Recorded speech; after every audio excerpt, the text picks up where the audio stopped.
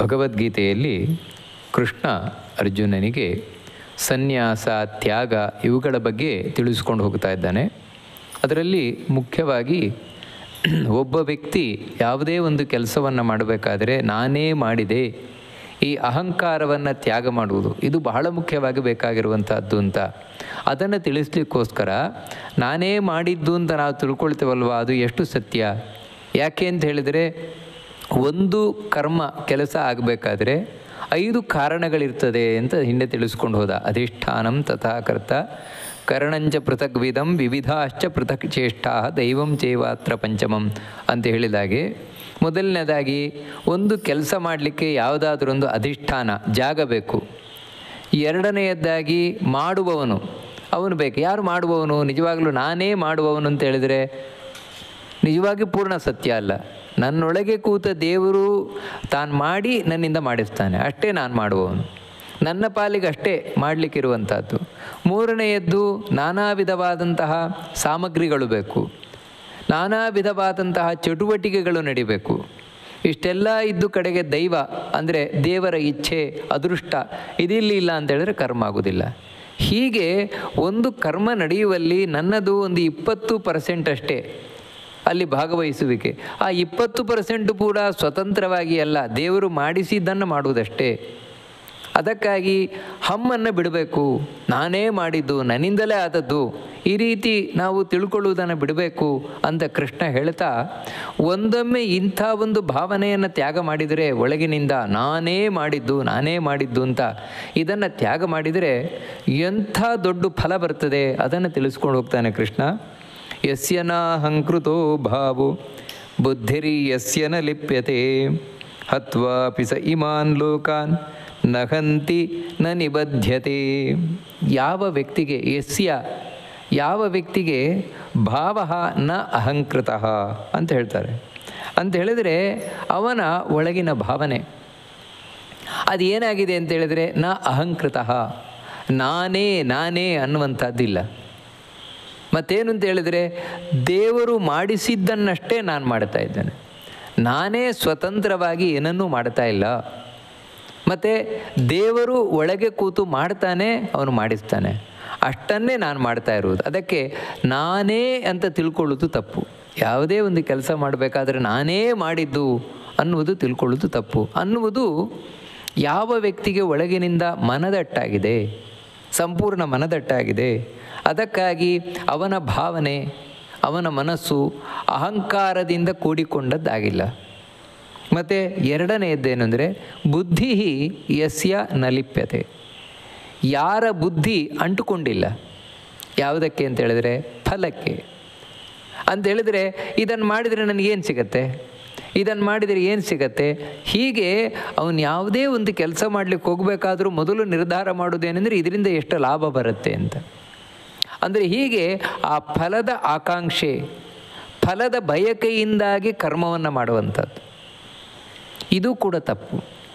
ಯಾವ ವ್ಯಕ್ತಿಗೆ ಈ ರೀತಿ ಫಲದ ಅಂಟಿಲ್ಲ, ಅವನ ಬುದ್ಧಿ ಫಲಕ್ಕೆ ಅಂಟುಕೊಂಡಿಲ್ಲ, ಅಂದರೆ ಬುದ್ಧಿಯಿಂದ ಯಾಕೆ ಹೇಳ್ತಾ ಇದ್ದಾನೆಂದರೆ ಬುದ್ಧಿಯಿಂದ ಮಾಡುವ ನಿರ್ಧಾರ ಅದು ಫಲವನ್ನು ಅನುಸರಿಸಿಕೊಂಡಿಲ್ಲ ಅಂಥ ವ್ಯಕ್ತಿ. ಅಂದರೆ ಇಲ್ಲಿ 2 ಮುಖ್ಯವಾಗಿ ಬಂತು.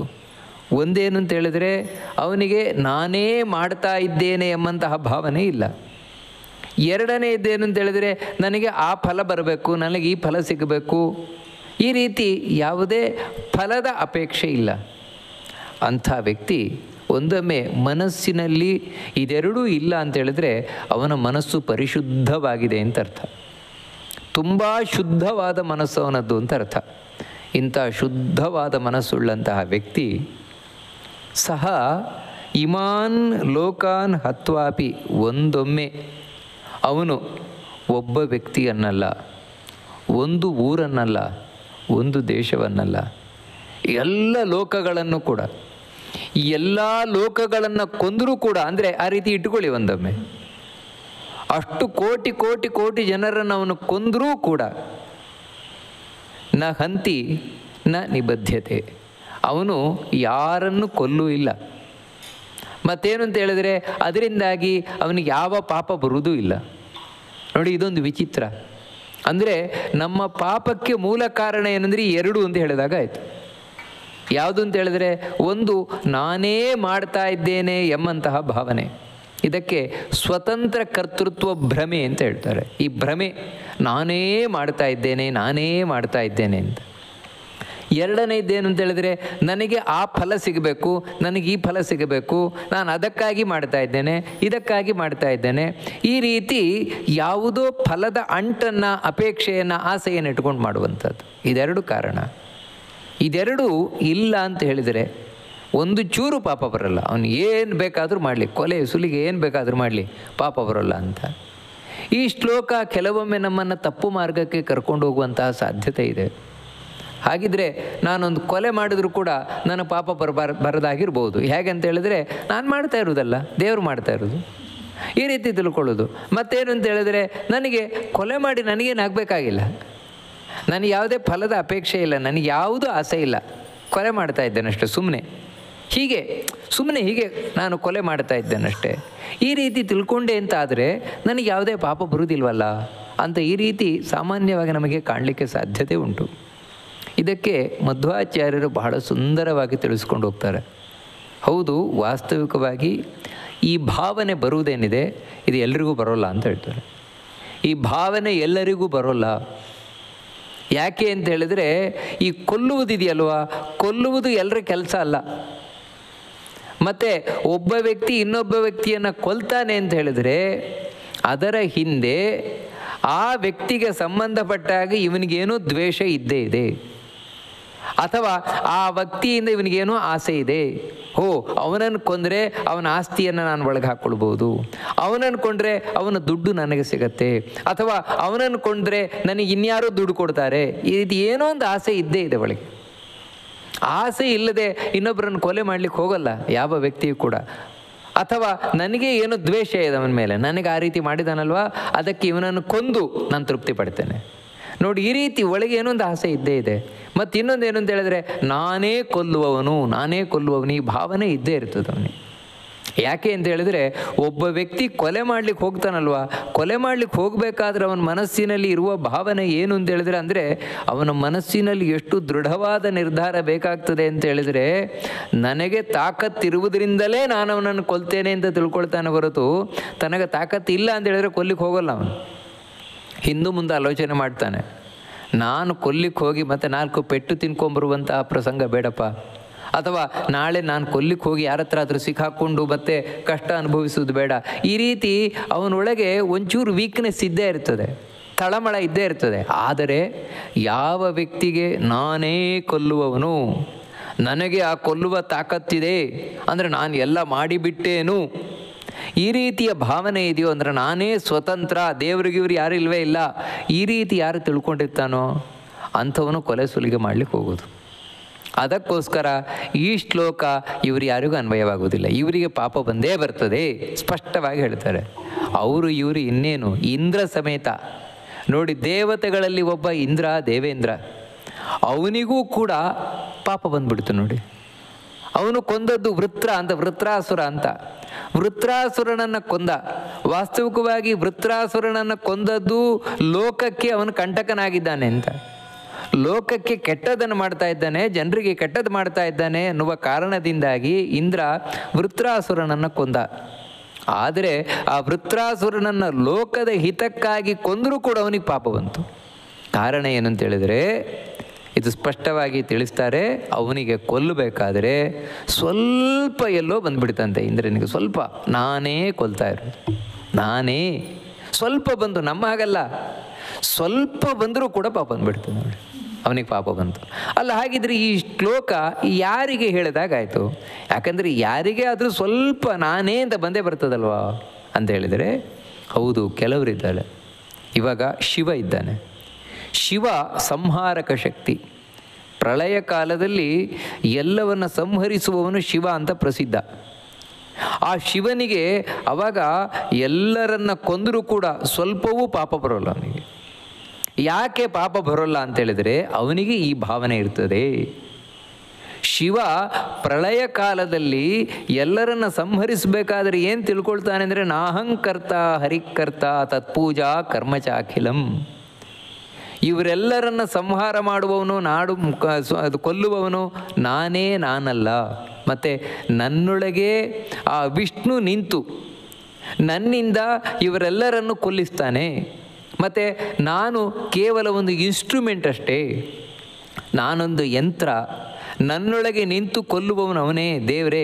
ಅಂದರೆ ಈ ರೀತಿ ಸಂಪೂರ್ಣವಾಗಿ ಆ ಭಾವನೆಯನ್ನು ಹೊಂದಿರ್ತಾನೆ. ಯಾಕಂತ ಹೇಳಿದ್ರೆ ಆ ಕೊಲ್ಲುವ ಕೆಲಸ ಶಿವನದ್ದೇ. ಅವನಿಗೆ ಅದರಲ್ಲಿ ಇನ್ನೇನು ಆಸೆ ಇಲ್ಲ, ಇನ್ನೇನು ಯಾರ ಮೇಲೂ ದ್ವೇಷ ಇಲ್ಲ. ಶಿವನಿಗೆ ಯಾರ ಮೇಲೂ ದ್ವೇಷ ಇಲ್ಲ. ಮತ್ತೇನು ಅಂತ ಹೇಳಿದ್ರೆ ಇದು ನನ್ನ ಪಾಲಿನ ಕರ್ತವ್ಯ, ಇವರೆಲ್ಲರನ್ನು ಕೊಲ್ಲುವುದು ನನ್ನ ಪಾಲಿನ ಕರ್ತವ್ಯ, ದೇವರು ವಿಧಿಸಿರುವ ಕರ್ತವ್ಯ. ವಿಷ್ಣು ಈ ರೀತಿ ತಿಳ್ಕೊಂಡು ಕೊಲ್ತಾನಷ್ಟೆ ನೋಡಿ. ಅದಕ್ಕಾಗಿ ನಾನೇ ಅಂತ ಭಾವನೆ ಇಲ್ಲ. ಕೊಂದ ಮೇಲೆ ಅದು ಸಿಗಬೇಕು ಇದು ಸಿಗಬೇಕು ಅಂತಲೂ ಇಲ್ಲ. ಮತ್ತೆ ಏನು ಅಂದರೆ ಇಷ್ಟೇ ಅವನ ಮನಸ್ಸಿನಲ್ಲಿರುವುದು, ಶಿವನ ಮನಸ್ಸಿನಲ್ಲಿ ಆ ದೇವರಿಗೆ ತೃಪ್ತಿಯಾಗಲಿ, ನಾರಾಯಣನಿಗೆ ಖುಷಿಯಾಗಲಿ ನೋಡಿ, ಇಷ್ಟೇ ಇರುವುದು. ಅದಕ್ಕಾಗಿ ಅವನಿಗೆ ಪಾಪ ಬರೋಲ್ಲ. ಅದೇ ರೀತಿ ಯಮಧರ್ಮ ಇದ್ದಾನೆ. ಯಮಧರ್ಮ ನಮ್ಮ ಆಯುಷ್ಯ ಮುಗಿದ ಕೂಡಲೇ ನಮ್ಮನ್ನು ಕೊಲ್ತಾನೆ, ಎಲ್ಲರನ್ನ ಕೊಲ್ತಾನೆ, ಅವರವ್ರ ಆಯುಷ್ಯ ಮುಗಿತಾ ಇದ್ದ ಹಾಗೇನೆ. ಆಗ ಯಮಧರ್ಮನಿಗೆ ಪಾಪ ಬರುತ್ತಾ? ಕೊಂದ ಪಾಪ ಬರುತ್ತಾ? ಬರುವುದಿಲ್ಲ.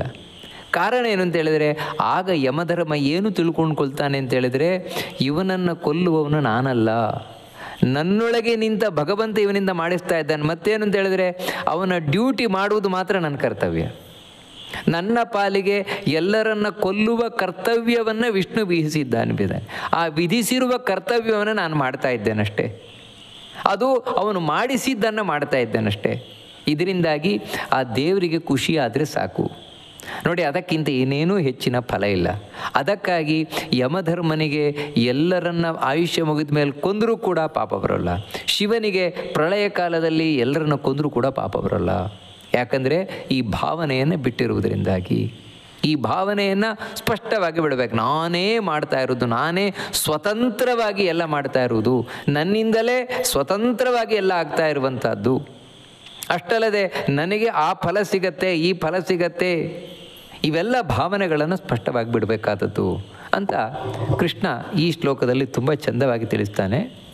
ಮುಂದಿನದ್ದು ಒಂದು ಬಹಳ ಒಳ್ಳೆಯ ಪ್ರಶ್ನೆ ಬರ್ತದೆ. ಹೌದು, ಇವಾಗ ಮನಸ್ಸಿನಲ್ಲಿ ನಾವೇನಿಟ್ಕೊಳ್ಬೇಕು ಅಂತ ಹೇಳಿದರೆ ನಾನೇ ನಾನಾಗಿ ಏನನ್ನೂ ಮಾಡ್ತಾ ಇಲ್ಲ, ಮತ್ತು ನನ್ನೊಳಗೆ ಕೂತು ದೇವರು ಏನು ಮಾಡಿಸ್ತಾ ಇದ್ದಾನೆ ಅದನ್ನು ನಾನು ಮಾಡ್ತಾ ಇದ್ದಾನೆ ಅಷ್ಟ. ಅದು ಮಾಡಿಸ್ತಾ ಇದ್ದಾನೆ ಅಂದರೆ ಅವನು ಮಾಡಿಸ್ತಾ ಇದ್ದಾನೆ, ದೇವರು ಹಾಗೆ ಮಾಡಿಸ್ತಾ ಇಲ್ಲ. ಈ ರೀತಿ ಒಳಗೆ ನಾವು ತಿಳ್ಕೊಳ್ಬೇಕು ಅಂತ ಹೇಳಿದರೆ, ಹಾಗಿದ್ರೆ ಇವಾಗ ಒಂದು ಕೆಲಸದಲ್ಲಿ ನನ್ನ ಪಾತ್ರ ಎಷ್ಟಿದೆ, ಒಂದು ಕರ್ಮ ಮಾಡೋದ್ರಲ್ಲಿ ನನ್ನ ಪಾತ್ರ ಏನಿದೆ? ಏನೂ ಇಲ್ವಲ್ಲ. ಯಾಕೆ ಅಂತ ಹೇಳಿದರೆ ಇವಾಗ ನಾನೇ ಏನಾದರೂ ಮಾಡೋಣಪ್ಪ ಅಂತ ಹೋದರೆ ನಿನಗೆ ಏನೂ ಮಾಡಲಿಕ್ಕೆ ಆಗೋಲ್ಲ ಅಂತ ಹೇಳ್ತಾರೆ. ಯಾಕಂದರೆ ನೀನು ಅಸ್ವತಂತ್ರ, ನಿನ್ನ ಕೈಲಿ ಏನಿದೆ ಅಂತ ಹಿಂದೆ 5 ಹೇಳಿದರು. ಅಧಿಷ್ಠಾನ, ಕರ್ತ, ಕರಣ, ವಿವಿಧಾಚ ಪೃಥಕ್ ಚೇಷ್ಟಾ, ದೈವಂ ಚೈವಾತ್ರ ಪಂಚಮಂ. ಈ ರೀತಿ 5 ಕಾರಣಗಳಿದೆ. ಅದರಲ್ಲಿ ನೀನೊಂದು ಬರೀ ನಾಮಕೆ ವಾಸ್ತೆ ಅಷ್ಟೇ ಇರೋದು. ಈ ರೀತಿ ನಾಮಕೆ ವಾಸ್ತೆ ನಾನು ಇರಬೇಕಾದ್ರೆ ನಾನು ಈ ಕರ್ಮ ಮಾಡಿದೆ ಅಂತ ಹೇಳುವಂಥದ್ದು ಸರಿಯಲ್ಲ ಅಂತ ಹೇಳ್ತೀರಿ. ಹಾಗಿದ್ರೆ ನಾನು ಮಾಡಿದ್ದಲ್ಲ ಕರ್ಮ, ನನ್ನೊಳಗೆ ನಿಂತ ದೇವರು ಮಾಡಿಸಿದ್ದು. ಯಾವುದೇ ಕರ್ಮ ಇರ್ಬೋದು, ನನ್ನೊಳಗೆ ನಿಂತ ದೇವರು ಮಾಡಿಸಿದ್ದು. ಹಾಗಿದ್ರೆ ಪಾಪ ನನಗೆ ಯಾಕೆ ಬರಬೇಕು? ಅವನು ದೇವರು ಮಾಡಿಸಿದ್ದಲ್ವಾ, ಅವನಿಗೆ ಪಾಪ ಬರಲಿ, ದೇವರಿಗೆ ಪಾಪ ಬರಲಿ. ಮತ್ತು ಇನ್ನೊಂದೇನು ಅಂತ ಹೇಳಿದ್ರೆ, ಇವಾಗ ನಾನು ಇಚ್ಛಿಸಿದಾಗೆ ಮಾಡಲಿಕ್ಕಾಗತ್ತಾ? ನಾನು ಇದನ್ನು ಮಾಡಬೇಕು ಅಂತ ಇಚ್ಛಿಸಿದರೆ ಮಾಡಲಿಕ್ಕಾಗತ್ತಾ? ನೀವು ಹೇಳಿದ್ರೆ ಇಲ್ಲ ನಿನ್ನ ಇಚ್ಛೆ ಅಲ್ಲ, ದೇವ್ರ ಇಚ್ಛೆನೇ ನಡೆಯೋದು. ಹರಿಚಿತ್ತ ಸತ್ಯ, ನರಚಿತ್ತಕ್ಕೆ ಬಂದದ್ದು ನವಲೇಶ ನಡೆಯೋದು ಅಂತ. ಹಾಗಿರಬೇಕಾದ್ರೆ ನಾನು ಎಣಿಸಿದಾಗೆ ಮಾಡಲಿಕ್ಕೂ ಆಗೋಲ್ಲ. ಮತ್ತು ಆ ದೇವ್ರು ಏನು ಎಣಿಸ್ತಾನೋ ಅದೇ ರೀತಿ ಆಗೋದು. ಹಾಗಿದ್ರೆ ನನಗೆ ಮಾಡುವ ತಾಕತ್ತೂ ಇಲ್ಲ, ನಾನು ಎಣಿಸಿದಾಗ ಮಾಡಲಿಕ್ಕೆ ಆಗುವುದೂ ಇಲ್ಲ. ಹೀಗಿರಬೇಕಾದ್ರೆ ನನಗೆ ಯಾಕೆ ಈ ಪಾಪ ಪುಣ್ಯಗಳು ಬರಬೇಕು? ನಾನು ಯಾಕೆ ಅದರಿಂದ ಕಷ್ಟ ಅನುಭವಿಸಬೇಕು? ಈ ಪ್ರಶ್ನೆ ಸಾಮಾನ್ಯವಾಗಿ ಒಬ್ಬ ವ್ಯಕ್ತಿಯ ಒಳಗೆ ಬಂದೇ ಬರ್ತದೆ. ಇದಕ್ಕೆ ತುಂಬ ಚಂದವಾದ ಉತ್ತರವನ್ನು ಕೃಷ್ಣ ಭಗವದ್ಗೀತೆಯಲ್ಲಿ ಹೇಳ್ತಾನೆ. ಜ್ಞಾನಂ ಜ್ಞೇಯಂ ಪರಿಜ್ಞಾತ ತ್ರಿವಿಧ ಕರ್ಮಚೋದನ ಕರಣಂ ಕರ್ಮ ಕರ್ತೇತಿ ತ್ರಿವಿಧ ಕರ್ಮ ಸಂಗ್ರಹ. ಈಗ ಒಂದು ಕೆಲಸ, ಒಂದು ಕರ್ಮ ಆಗತ್ತೆ. ಆ ಕರ್ಮ ಅನ್ನುವುದು ಹೇಗಾಗತ್ತೆ, ಸ್ಟಾರ್ಟಿಂಗ್ ಪಾಯಿಂಟ್, ಅದರ ಪ್ರಾರಂಭ ಎಲ್ಲಿಂದ ಹೇಗಾಗತ್ತೆ, ಇನ್ನು ಕರ್ಮ ಪ್ರಾರಂಭ ಆದಮೇಲೆ ಅದಕ್ಕೆ 5 ಕಾರಣಗಳಿದ್ದರೆ ಪೂರ್ಣ ಆಗುತ್ತೆ, ಇಲ್ಲದಿದ್ರೆ ಆಗೋದಿಲ್ಲ. ಆದರೆ ಅದು ಶುರುವಾಗುವುದು ಹೇಗೆ? ಅದಕ್ಕೆ ಪ್ರೇರಣೆ ಏನು ಅಂದರೆ ಇನ್ಫ್ಲೂಯೆನ್ಸ್. ಒಂದು ಕರ್ಮಕ್ಕೆ ಇನ್ಫ್ಲೂಯೆನ್ಸ್ ಆಗಿರುವಂತಹ ಅಂಶಗಳು ಯಾವ್ಯಾವುದು? ತುಂಬ ಚಂದವಾಗಿ ಕೃಷ್ಣ ತಿಳಿಸ್ಕೊಂಡು ಹೋಗ್ತಾನೆ. ಇದನ್ನು ನಾವು ತಿಳ್ಕೊಂಡಾಗ ಒಂದು ಕರ್ಮ ಮಾಡುವುದರಲ್ಲಿ ನಮ್ಮ ಪಾತ್ರ ಎಷ್ಟಿದೆ, ನನ್ನ ಪಾತ್ರ ಇದೆಯೋ ಇಲ್ವೋ, ನನಗೆ ಪಾಪ ಪುಣ್ಯ ಬರಬೇಕೋ ಬೇಡವೋ, ಇದೆಲ್ಲ ನಮ್ಗೆ ಅರ್ಥ ಆಗ್ತಾ ಹೋಗುತ್ತೆ. ಇದು ತುಂಬ ಸೂಕ್ಷ್ಮವಾದಂತಹ ಆದರೆ ಅಷ್ಟೇ ಮುಖ್ಯವಾದಂತಹ ವಿಷಯ. ಕೃಷ್ಣ ಏನು ಹೇಳ್ತಾನೆ ಅಂದರೆ ತ್ರಿವಿಧ ಕರ್ಮಚೋದನ ಅಂತ ಹೇಳ್ತಾನೆ. ಅಂದರೆ ಕರ್ಮಚೋದನ ಅಂತ ಹೇಳಿದ್ರೆ ಕರ್ಮದ ವಿಷಯದಲ್ಲಿ ಪ್ರೇರಣೆ ಆಗುವಂಥದ್ದು. ಇವಾಗ ಒಂದು ಮಾಡಬೇಕು ಅಂತ ನನಗೆ ಕಾಣಬೇಕಲ್ವ, ಈ ಮಾಡಬೇಕು ಅಂತ ಹೇಗಬೇಕಾದ್ರೆ ಏನಿರಬೇಕಲ್ಲಿ? ಸುಮ್ಮನೆ ಮಾಡಬೇಕು ಅಂತ ಕಾಣಲ್ಲ. ಅದಕ್ಕೆ ಹೇಳ್ತಾನೆ ಕರ್ಮಚೋದನ. ಕರ್ಮದ ವಿಷಯದಲ್ಲಿ ಪ್ರೇರಣೆ ಉಂಟಾಗಲಿಕ್ಕೆ, ಇವನಿಗೆ ಇನ್ಫ್ಲೂಯೆನ್ಸ್ ಉಂಟಾಗಲಿಕ್ಕೆ 3 ವಿಧ ಇದೆ. ಇದನ್ನು ಕುರಿತು ಕರ್ಮ ಹೊರಟಿರುವಂಥದ್ದು ಯಾವುದು ಅಂತ ಹೇಳಿದ್ರೆ ಮೊದಲನೇದಾಗಿ ಜ್ಞಾನ ಅಂತ ಹೇಳಿದರೆ ಮಾಡಬೇಕು ಮಾಡಬಾರದು ಅಂತ ತಿಳುವಳಿಕೆ. ಜ್ಞಾನ ಅಂದರೆ ನಾಲೆಜ್, ತಿಳುವಳಿಕೆ ಅಂತ ಹೇಳಿದರೆ ಏನು ಅಂತ ಹೇಳಿದರೆ, ಇವಾಗ ಶಾಸ್ತ್ರಗಳಲ್ಲಿ ಹೇಳಿದೆ ನೋಡಪ್ಪ ನೀನು ಇದನ್ನು ಮಾಡಬೇಕು, ಇದನ್ನು ಮಾಡಬಾರದು, ಈ ರೀತಿ ಹೇಳಿದೆ. ಇದನ್ನು ಜ್ಞಾನ ಅಂತ ಕರಿತೇವೆ. ಜಗತ್ತಿನಲ್ಲಿದೆ ಇದು ಜ್ಞಾನ. ಅಂದರೆ ನಾವು ಯಾವುದೇ ಒಂದು ಕೆಲಸ ಮಾಡ್ತೇವಲ್ವ, ಕೆಲಸಕ್ಕೆ ಸ್ಟಾರ್ಟಿಂಗ್ ಶುರುವಾಗುವುದು ಎಲ್ಲಿಂದ, ಪ್ರಾರಂಭ ಆಗುವುದು ಎಲ್ಲಿಂದ?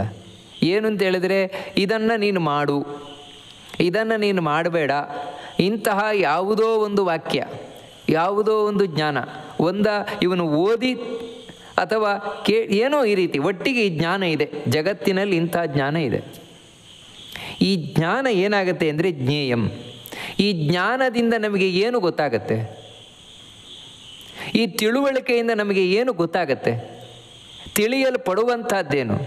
ಈ ತಿಳುವಳಿಕೆಯಿಂದ ತಿಳಿಯಲ್ಪಡುವಂಥದ್ದೇನು ಅಂತೇಳಿದರೆ, ತಿಳುವಳಿಕೆಯಿಂದ ತಿಳಿಯಲ್ಪಡುವುದು ಇವಾಗ ಇಂಥ ಒಂದು ಕರ್ಮವನ್ನು ಮಾಡಬೇಕು, ಇಂಥ ಒಂದು ಕರ್ಮವನ್ನು ಮಾಡಬೇಡ, ಈ ರೀತಿ ವಾಕ್ಯಗಳೆಲ್ಲ ಇದೆ, ಶಾಸ್ತ್ರಗಳೆಲ್ಲ ಇದೆ. ಇದನ್ನು ಒಬ್ಬ ವ್ಯಕ್ತಿ ಕೇಳಿದ ಅಂತ ತಿಳ್ಕೊಳ್ಳಿ. ಕೇಳಿದಾಗ ಅವನಿಗೆ ಮೊದಲು ಏನು ಅಂತೇಳಿದರೆ ಆ ಜ್ಞಾನದಿಂದಾಗಿ ಇಚ್ಛೆ ಬರ್ತದೆ ನೋಡಿ. ಇದು ಅವನಿಗೆ ಗೊತ್ತಾಗುವುದೇನು ಅಂತ ಹೇಳಿದ್ರೆ ಮೊದಲನೇದಾಗಿ ಹೋ ಇದನ್ನು ನಾನು ಮಾಡಬೇಕು, ಇದನ್ನು ನಾನು ಮಾಡಬೇಕು ಅಂತ ಶಾಸ್ತ್ರ ಹೇಳ್ತಾ ಇದೆ, ಇದನ್ನು ನಾನು ಮಾಡಬಾರ್ದು ಅಂತ ಶಾಸ್ತ್ರ ಹೇಳ್ತಾ ಇದೆ. ಅಂದರೆ ಆ ಜ್ಞಾನದಿಂದ ಇವನಿಗೆ ಗೊತ್ತಾದದ್ದೇನು ಅಂತ ಹೇಳಿದ್ರೆ ಒಳಗಿನಿಂದ ಇಚ್ಛೆ, ಇದನ್ನು ಮಾಡಬೇಕು ಮಾಡಬಾರ್ದು ಅಂತ. ಆ ಮಾಡಬೇಕು ಮಾಡಬಾರ್ದು ಅಂತ ಸುಮ್ಮನೆ ಕೂತ್ಕೊಳ್ಳಲ್ಲ, ಮತ್ತೇನು ಅಂದರೆ ಆ ವಿಷಯದಲ್ಲಿ ಪ್ರಯತ್ನಕ್ಕೆ ತೊಡಗುತ್ತಾನೆ. ನಾನಿದು ಇಂಥ ಪ್ರಯತ್ನ ಮಾಡಬೇಕು ಅಂತ ಈ ರೀತಿ ಜ್ಞಾನದಿಂದಾಗಿ ಇವನಿಗೆ ಇಚ್ಛೆ ಬಂತು. ಅಲ್ಲ, ಯಾಕೆ ಮಾಡಬೇಕು ಇದನ್ನು ಅಂತ ಹೇಳಿದರೆ ಆ ವಾಕ್ಯ ಏನು ಹೇಳ್ತಾ ಇದೆ ನೋಡಪ್ಪ, ಇದನ್ನು ನೀನು ಮಾಡು ಅಂತ ಹೇಳ್ತಾ ಇದೆ. ಯಾಕೆ ಹೇಳ್ತಾ ಇದೆ ಅಂತ ಹೇಳಿದರೆ ಅದನ್ನು ಮಾಡುವುದರಿಂದಾಗಿ ನಿನಗೆ ಧರ್ಮ ಸಿಗತ್ತೆ, ದುಡ್ಡು ಸಿಗತ್ತೆ, ನಿನ್ನ ಆಸೆ ಪೂರ್ಣ ಆಗತ್ತೆ, ಮೋಕ್ಷ ಸಿಗತ್ತೆ, ಏನೋ ಒಂದು ಹೇಳ್ತಾ ಇದೆ. ಇದು ಅರ್ಥ ಆಯ್ತು ಇವನಿಗೆ. ಅಂದರೆ ತಿಳಿಯಲ್ಪಟ್ಟದ್ದು ಇದು. ಜ್ಞಾನದಿಂದ ಇವನಿಗೆ ಏನು ತಿಳಿಯಲ್ಪಟ್ಟಿತು ಅಂತ ಹೇಳಿದರೆ, ಅಂದರೆ ನೋಡಿ, ಜ್ಞಾನ ಅನ್ನುವುದು ಮೊದಲ ಅಂಶ. ನಾವು ಯಾವುದೇ ಒಂದು ಕರ್ಮದಲ್ಲಿ ತೊಡಗುತ್ತೇವೆ ಅಂತ ಹೇಳಬೇಕಾದ್ರೆ ಅದಕ್ಕೆ ಮೂಲ ಇನ್ಫ್ಲೂಯೆನ್ಸ್ ಯಾವುದು ಅಂತ ಹೇಳಿದರೆ ಇಂತಹ ವಾಕ್ಯಗಳು, ಶಾಸ್ತ್ರದಲ್ಲಿರುವ ವಾಕ್ಯಗಳು. ಆ ವಾಕ್ಯಗಳು ಯಾವಾಗ ಇವನಿಗೆ ಬುದ್ಧಿಗೆ ಹೋಯಿತು, ಮನಸ್ಸಿಗೆ ಹೋಯಿತು, ಅವಾಗ ಏನಾಗತ್ತೆ ಅಂದರೆ ಎರಡನೆಯದು ಜ್ಞೇಯ ಅಂತ ಹೇಳಿದ್ರೆ ನಾನು ಇದನ್ನು ಮಾಡಬೇಕು ಎನ್ನುವಂಥ ಇಚ್ಛೆ. ಯಾಕೆ ಅಂತ ಹೇಳಿದರೆ ಇದರಿಂದ ನನಗಿಂಥ ಫಲ ಬರುತ್ತೆ ಎನ್ನುವಂಥ ಇದು ಇವನಿಗೆ ತಿಳಿಯ ಗೊತ್ತಾಯಿತು. ಇದು ಎರಡನೆಯ ಅಂಶ. ಯಾರಿಗೆ ಗೊತ್ತಾದದ್ದು? ಇದು ನೋಡಿ ಬಹಳ ಮುಖ್ಯ. ಈ ರೀತಿ ಜ್ಞಾನದಿಂದ ತಿಳುವಳಿಕೆ ಬಂದದ್ದು ಯಾರಿಗೆ? ಕಂಬಕ್ಕ? ಈ ಜಡವಾದ ದೇಹಕ್ಕ? ಅಲ್ಲ, ಪರಿಜ್ಞಾತ. ಮೂರನೆಯವನು ಯಾರು ಅಂತ ಹೇಳಿದರೆ ತಿಳಿಯಲ್ಪಟ್ಟವನು. ತಿಳುವಳಿಕೆಯಿಂದ ತಿಳಿಯಬೇಕಾದದ್ದನ್ನು ತಿಳಿದವನು ಅವನೇ ಪರಿಜ್ಞಾತ. ಅವನು ಯಾರಪ್ಪ ಅಂತ ಹೇಳಿದರೆ ಅದು ನಾನು ಅಂತಲೇ ಹೇಳಬೇಕು. ಅಂದರೆ ಒಂದು ಕರ್ಮದಲ್ಲಿ ನಂದು ಏನು ವಿಷಯ ಇದೆ ಅಂದರೆ ಇದೆ, ನನಗೆ ಮೊದಲು ಗೊತ್ತಾಯಿತು ಇದನ್ನು ಮಾಡಬೇಕು ಮಾಡಬಾರದು, ಇದನ್ನು ಮಾಡುವುದರಿಂದಾಗಿ ನನಗಿಂಥ ಫಲ ಬರುತ್ತೆ ಅನ್ನುವುದು ನನಗೆ ಗೊತ್ತಾಯಿತು. ಆದರೆ ಇಲ್ಲಿ ತಿಳ್ಕೊಳ್ಬೇಕಾದದ್ದೇನು ಅಂತ ಹೇಳಿದರೆ, ನನಗೆ ಗೊತ್ತಾದದ್ದು ಸ್ವತಂತ್ರವಾಗಿ ಅಲ್ಲ, ತನ್ನಷ್ಟಕ್ಕೆ ಗೊತ್ತಾದದ್ದಲ್ಲ, ಮತ್ತು ಈ ಪ್ರತಿಯೊಂದು ಹೆಜ್ಜೆಯಲ್ಲೂ ಕೂಡ ದೇವರಿದ್ದಾನೆ ನೋಡಿ. ಅದಕ್ಕೆ ನಾವು ಅಸ್ವತಂತ್ರರು ಅಂತ ಹೇಳ್ತಾ ಇರುವುದು ಆ ವಿಷಯದಲ್ಲಿ. ಇವಾಗ ಉದಾಹರಣೆಗೆ ಹೇಳುವುದಾಗಿದ್ದರೆ ಒಂದು ವಾಕ್ಯ ಇದೆ ಅಂತ ತಿಳ್ಕೊಳ್ಳಿ. ನೋಡಪ್ಪ, ನೀನು ಇದನ್ನು ಮಾಡಬೇಕು, ನೀನು ಇದನ್ನು ಮಾಡಬಾರ್ದು ಅಂತ. ಆ ವಾಕ್ಯ ನಮಗೆ ಗೊತ್ತಾಗಬೇಕಲ್ವ? ಗೊತ್ತಾಗಲಿಕ್ಕೆ ಆ ವಾಕ್ಯದಲ್ಲಿ, ಜ್ಞಾನದಲ್ಲಿ ದೇವರು ಕೂತಿರ್ತಾನೆ. ಅದು ಜ್ಞಾನ ಯಾಕಾಯಿತು ಅಂತ ಹೇಳಿದರೆ, ದೇವರು ಅದರಲ್ಲಿ ಕೂತದ್ರಿಂದಾಗಿ ಅದು ಜ್ಞಾನ ಆಯಿತು. ಯಾಕಂತ ಹೇಳಿದ್ರೆ, ಈ ಜ್ಞಾನ ಅನ್ನುವುದು ಮೊದಲ ಅಂಶವಾಗಿ ನನಗೆ ಇನ್ಫ್ಲೂಯೆನ್ಸ್ ಮಾಡಬೇಕು ಅಂತ ಹೇಳಿದ್ರೆ, ನನ್ನ ಮೇಲೆ ಪ್ರಭಾವ ಬೀರಬೇಕು ಅಂತ ಹೇಳಿದ್ರೆ ಅದರಲ್ಲಿ ದೇವರು ಕೂತೇ ಇರಬೇಕು. ಇಲ್ಲದಿದ್ರೆ ಆಗುವುದಿಲ್ಲ. ಇಲ್ಲದಿದ್ರೆ ಆ ಜ್ಞಾನದಿಂದ ನನ್ನಲ್ಲಿ ಏನು ಪರಿಣಾಮ ಉಂಟಾಗುವುದಿಲ್ಲ. ಜ್ಞಾನದಿಂದಾಗಿ ನನ್ನೊಳಗೆ ಮಾಡಬೇಕು ಅಂತ ಒಂದು ಇಚ್ಛೆ ಬರಬೇಕಾ, ಇದರಿಂದ ಈ ಫಲ ಇದೆ ಅಂತ ನನಗೆ ಅರ್ಥ ಆಗಬೇಕಾ, ಆ ಜ್ಞಾನದಲ್ಲಿ ದೇವರು ಕೂತಿರಬೇಕು. ನಿಮಗೆ ಉದಾಹರಣೆಗಳುದಾಗಿದ್ದರೆ ಇವಾಗ ಭಗವದ್ಗೀತೆ ಒಂದು ಜ್ಞಾನ, ಭಗವದ್ಗೀತೆಯ ಜ್ಞಾನ ಅಂದರೆ ಏನು? ಭಗವದ್ಗೀತೆ ನಮ್ಗೆ ಏನು ಹೇಳ್ತಾ ಇದೆ? ನೋಡಪ್ಪ, ನೀನು ಇದನ್ನು ಮಾಡು, ಇದನ್ನು ಮಾಡಬೇಡ, ಇದನ್ನು ಮಾಡಿದರೆ ನಿನಗೆ ದೇವರ ಅನುಗ್ರಹ ಆಗುತ್ತೆ, ಇದನ್ನು ಮಾಡಿದರೆ ಪಾಪ ಪರಿಹಾರ ಆಗುತ್ತೆ, ಈ ರೀತಿ ಎಲ್ಲ ಈ ಜ್ಞಾನ ಹೇಳ್ತಾ ಇದೆ. ನಾವು ಆ ಭಗವದ್ಗೀತೆಯನ್ನು, ಇಂತಹ ಜ್ಞಾನವನ್ನು ಹೊಂದಿರುವ ಭಗವದ್ಗೀತೆಯನ್ನು ನಾವು ಕಣ್ಣಿಗೆ ಹೊತ್ಕೊಳ್ತೇವೆ, ತಲೆ ಮೇಲೆ ಇಟ್ಕೊಳ್ತೇವೆ, ಪೂಜೆ ಮಾಡ್ತೇವೆ. ಯಾಕೆ ಹೇಳಿ? ಈ ಜ್ಞಾನದಲ್ಲಿ ದೇವರು ಕೂತಿದ್ದಾನೆ. ಬರೀ ಲೈನಲ್ಲಿ ಕೂತಿರುವುದಲ್ಲ. ಇವಾಗ ಭಗವದ್ಗೀತೆ ಪುಸ್ತಕಕ್ಕೆ ನಾವು ಪೂಜೆ ಮಾಡ್ತೇವೆ ಅಂತ ಹೇಳಿದರೆ, ಅಲ್ಲಿ ಪ್ರಿಂಟ್ ಆಗಿರುವಂಥ ಅಕ್ಷರಗಳಿಗೆ ಪೂಜೆ ಮಾಡುವುದಲ್ಲ. ಪ್ರಿಂಟ್ ಆಗಿರುವ ಅಕ್ಷರಕ್ಕೆ ಪೂಜೆ ಮಾಡುವುದಾಗಿದ್ದರೆ ಈ ಅ ಆ ಇ ಉ ಇದೇ ಅಕ್ಷರಗಳೇ ಇರುತ್ತಾನೆ. ಇದೇ ಬೇರೆ ಕಥೆ ಪುಸ್ತಕದಲ್ಲೂ ಇದೆ, ಕಾದಂಬರಿಯಲ್ಲೂ ಇದೆ. ನಾವು ಮಾಮೂಲಿ ಯಾವುದೋ ಕಾದಂಬರಿ ಹೋಗ್ತೇವಲ್ವ, ಅದರಲ್ಲಿ ಇರುವುದು ಅ ಆ ಇ ಉ ಈ ಅಕ್ಷರಗಳೇ, ಈ ಪದಗಳೇ ಇರುವುದು. ಆದರೆ ಬೇರೆ ರೀತಿಯಿಂದಿದೆ ಅಷ್ಟೇ. ಅದಕ್ಕೆ ನಾವು ಪೂಜೆ ಮಾಡಲ್ಲ, ಅದಕ್ಕೆ ನಾವು ಗೌರವ ಕೊಡಲ್ಲ. ಮತ್ತು ಇದಕ್ಕೆ, ಈ ಅಕ್ಷರಗಳಿಗೆ ಗೌರವ ಕೊಡ್ತೇವೆ. ಯಾಕೆ ಅಂತ ಹೇಳಿದ್ರೆ, ಈ ಅಕ್ಷರಗಳಿಂದ ಒಂದು ಜ್ಞಾನ ಬರ್ತಾ ಇದೆಯಲ್ವಾ, ಇದು ಶ್ರೇಷ್ಠವಾದದ್ದು ಅಂತ.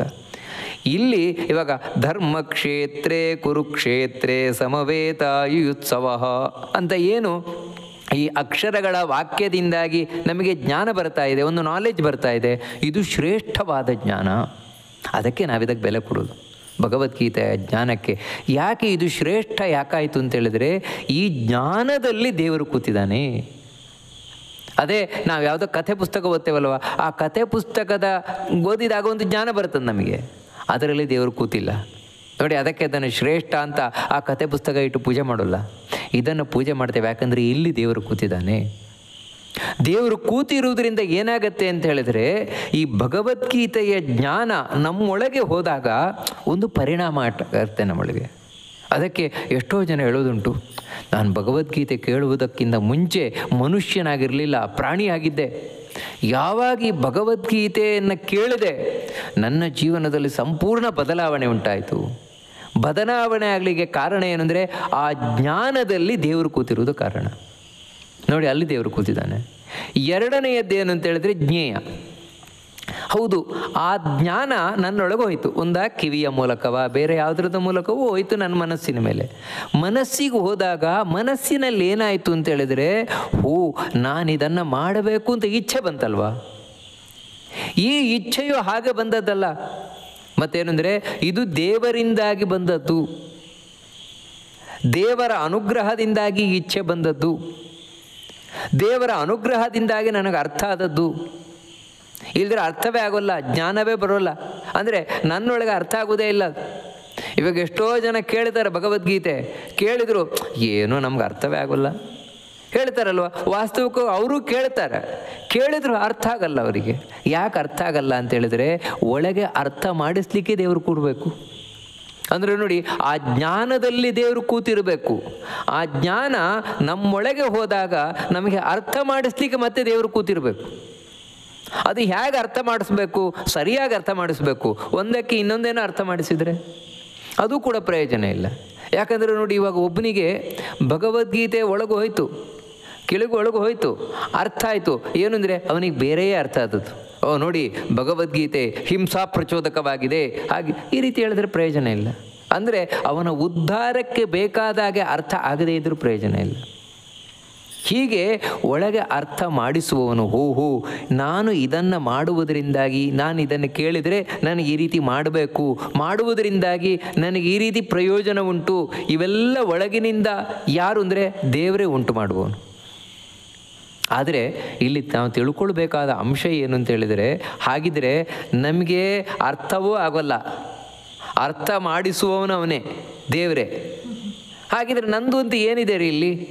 ಇವಾಗ ಇಚ್ಛೆ, ನಾನು ಈ ಕೆಲಸ ಮಾಡಬೇಕು ಅಂತ ಇಚ್ಛೆ ಹೇಗೆ ಬರುತ್ತೆ? ಅದು ದೇವರೇ ಕೊಡೋದಲ್ವಾ? ಇಚ್ಛೆಯೂ ದೇವರೇ ಕೊಡುವುದು, ಅರ್ಥವೂ ದೇವರೇ ಮಾಡಿಸೋದು. ಇನ್ನು ಏನಾದರೂ ಕರ್ಮ ಮಾಡೋಣ ಅಂತ ಹೇಳಿದ್ರೆ ಮಾಡಿಸುವವನವನೇ. ಇದರಲ್ಲಿ ನಂದೇನಿದೆ, ನಮ್ಮದೇನು ಇಲ್ವಲ್ಲ ಪಾತ್ರ ಅಂತ ಸಾಮಾನ್ಯವಾಗಿ ಬರಬಹುದು. ನೋಡಿ, ಇಷ್ಟೇ ಈ ವಿಷಯದಲ್ಲಿ ನಾವು ತಿಳ್ಕೊಳ್ಬೇಕಾದದ್ದು. ಹಾಗಿದರೆ ನಾನೊಂದು ಜಡ ಇದ್ದಾಗ, ಒಂದು ಕಲ್ಲಿದ್ದಾಗ, ಇವಾಗ ಕಲ್ಲಿದೆಯಲ್ವಾ, ಕಲ್ಲಿಗೆ ಏನೂ ಇಲ್ಲ. ನಾನು ಒದ್ರೆ ಮುಂದೆ ಹೋಗ್ತದೆ ಅಷ್ಟೇ, ನಾನು ದೂಕಿದ್ರೆ ಮುಂದೆ ಹೋಗುತ್ತೆ ಅಷ್ಟೇ, ಇಲ್ದಿದ್ರೆ ಹೋಗೋದಿಲ್ಲ. ಅದು ನಾನು ಎಷ್ಟು ಫೋರ್ಸ್ ಹಾಕಿ ದೂಕ್ತೇನೋ ಅಷ್ಟು ದೂರ ಹೋಗಿ ನಿಂತ್ಕೊಳ್ತಾನೆ. ಅಂದರೆ ಜಡಕ್ಕೆ ಮತ್ತು ನೀವು ಏನೇ ಹೇಳ್ರಿ, ಆ ಕಲ್ಲಿನ ಮುಂದೆ ಕೂತ್ಕೊಂಡು ಹೋಗು, ಮುಂದೋಗು, ಹೋಗ್ದಿರ ಹೊಡಿತೀನಿ ನೋಡು ನಿನಗೆ, ಏನು ಹೇಳಿದ್ರು ಮುಂದೋಗಲ್ಲ ಕಲ್ಲು. ಯಾಕೆ ಮುಂದೋಗಲ್ಲ ಅಂದರೆ ಅದಕ್ಕೆ ಅರ್ಥ ಆಗಲ್ಲ, ಕಲ್ಲಿಗೆ ಅರ್ಥ ಆಗಲ್ಲ. ಸ್ವತಂತ್ರವಾಗಿ ಏನೂ ಮಾಡಲಿಕ್ಕಿಲ್ಲ, ಅದಕ್ಕೆ ಮಾಡಲಿಕ್ಕೆ ಆಗೋಲ್ಲ, ಮಾಡುವ ಶಕ್ತಿಯೂ ಇಲ್ಲ, ಅಷ್ಟಲ್ಲದೆ ಅದಕ್ಕೆ ಜ್ಞಾನವೂ ಇಲ್ಲ. ನಾವು ಕಲ್ಲಿನಾಗಲ್ಲ, ಅಂದರೆ ಜಡವಾದ ವಸ್ತುವಿನ ಆಗಲ್ಲ. ಮತ್ತೇನೆಂದರೆ ನಾವು ಚೇತನರು, ಜೀವ ಚೇತನ. ಚೇತನ ಅಂತ ಹೇಳಿದರೆ ಏನು ಅಂತ ಹೇಳಿದರೆ, ಕಲ್ಲಿಗೆ ಹೇಳಿದರೆ ಅರ್ಥ ಆಗೋಲ್ವಲ್ಲ. ನೋಡು, ನೀನು ಹೋಗದಿದ್ರೆ ಹೊಡೆದು ಬಿಡ್ತೇನೆ ನಾನು ಅಂತ. ಹಾಗೆ ನಮಗೆ ಹೇಳಿದರೆ ಹೋಗದಿದ್ರೆ ಹೊಡೆದು ಬಿಡ್ತೇನೆ ಅಂತ, ಓ ಹಾಗಿದ್ರೆ ಹೋಗ್ತೇನೆ ನಾನು. ಏನು ಅಂದರೆ ನನಗೆ ಅರ್ಥ ಮಾಡಿಕೊಳ್ಳಿಕ್ಕೆ ಸಾಧ್ಯತೆ ಉಂಟು, ಅರ್ಥ ಮಾಡಿಕೊಳ್ಳುವ ಕೆಪ್ಯಾಸಿಟಿ ಉಂಟು ನನಗೆ. ಅಂದರೆ ಜಡಕ್ಕೆ, ಕಲ್ಲಿಗೆ ಅರ್ಥ ಮಾಡಿಕೊಳ್ಳುವ ಸ್ವಭಾವವೇ ಇಲ್ಲ, ಅದಕ್ಕೆ ಕ್ವಾಲಿಟಿಯೇ ಇಲ್ಲ. ಅದರಲ್ಲಿ ಜೀವನಲ್ಲಿ ಅರ್ಥ ಮಾಡಿಕೊಳ್ಳುವ ಕ್ವಾಲಿಟಿ ಇದೆ, ಆದರೆ ಅರ್ಥ ಮಾಡಿಸುವವನು ದೇವರು. ಇವನಲ್ಲಿ ಆ ಕ್ವಾಲಿಟಿ ಇರುವುದರಿಂದಾಗಿ ದೇವರು ಅರ್ಥ ಮಾಡಿಸ್ತಾನಷ್ಟೇ. ಅಂದರೆ ಜೀವನಲ್ಲಿ ಆ ಜ್ಞಾನ ಅಂದರೆ ಒಳಗಿನಿಂದ ಅರ್ಥ ಮಾಡಿಕೊಳ್ಳುವ ಕೆಪ್ಯಾಸಿಟಿ ಇದೆ. ಆದರೆ ಏನಾಗಿರ್ತದೆ ಅಂತ ಹೇಳಿದ್ರೆ, ಆ ಶಕ್ತಿ, ಆ ಕೆಪ್ಯಾಸಿಟಿ ಅದು ಒಳಗೆ ಮುಚ್ಚಿ ಕೂತಿರ್ತದೆ, ಅದಕ್ಕೆ ಶಕ್ತಿ ಇರೋಲ್ಲ. ದೇವರು ಏನು ಮಾಡ್ತಾನೆ ಅಂತ ಹೇಳಿದ್ರೆ, ಶಕ್ತಿ ಕೊಟ್ಟು ಮೇಲೆ ಬರುವಂತೆ ಮಾಡ್ತಾನೆ. ಇದು ಹೇಗಂತ ಹೇಳಿದ್ರೆ, ಒಂದು ಬೀಜ ಇರ್ತದೆ, ಆ ಬೀಜದಲ್ಲಿ ಇಡೀ ಮರ ಇರ್ತದೆ. ಇವಾಗೊಂದು ಮಾವಿನ ಬೀಜದಲ್ಲಿ ಇಡೀ ಮಾವಿನ ಮರ ಇದೆಯೋ ಇಲ್ವೋ? ಒಂದೊಮ್ಮೆ ಮಾವಿನ ಬೀಜದಲ್ಲಿ ಮಾವಿನ ಮರ ಇಲ್ಲದೇ ಇದ್ದರೆ ಅಷ್ಟು ದೊಡ್ಡ ಮರ ಇಷ್ಟು ಸಣ್ಣ ಬೀಜದಿಂದ ಬರಲಿಕ್ಕೆ ಸಾಧ್ಯತೆ ಉಂಟಾ? ಇಲ್ಲ. ಆ ಮರಕ್ಕೆ ಸಂಬಂಧಪಟ್ಟ ಎಲ್ಲವೂ ಈ ಬೀಜದಲ್ಲಿದೆ. ಆದರೆ ಯಾವ ರೀತಿ ಇದೆ ಅಂದರೆ ಸೂಕ್ಷ್ಮವಾಗಿದೆ. ಇದು ಸೂಕ್ಷ್ಮವಾಗಿದೆ ಹೊರತು ಇದು ಸ್ಥೂಲವಾಗಿಲ್ಲ. ಅದಕ್ಕಾಗಿ ಅಷ್ಟು ಅದರಲ್ಲಿದೆ ಅಂತ ನಮಗೆ ಗೊತ್ತಾಗ್ತಾ ಇಲ್ಲ, ಬೀಜದಲ್ಲಿರೋದು ಗೊತ್ತಾಗ್ತಾ ಇಲ್ಲ. ಹಾಗಂತ ಆ ಬೀಜವನ್ನು ನಾವು ಹಾಗೇ ಇಟ್ಕೊಂಡು ಕೂತ್ರೆ ಅದರಿಂದ ಮರ ಬರೋಲ್ಲ.